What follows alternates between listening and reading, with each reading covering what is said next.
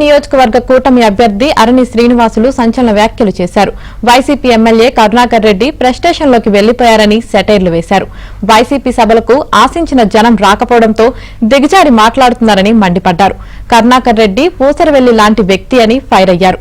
కరుణాకర్ రెడ్డి 3,000 కోట్ల రూపాయలు అక్రమంగా దోచుకున్నారని ఆరోపించారు.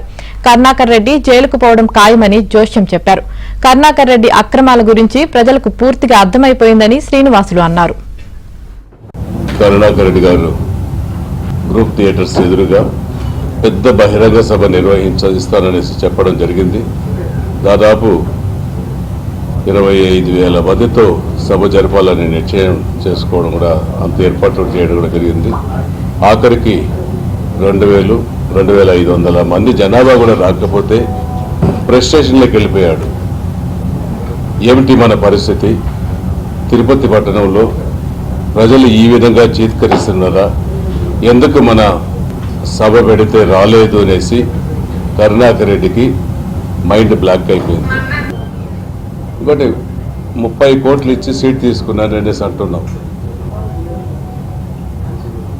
చెయ్యి, నువ్వు నమ్ముకున్న ఇప్పుడు నువ్వు ఒక తిరుమల తిరుపతి దేవస్థానానికి అధిపతిగా ఉన్నావు.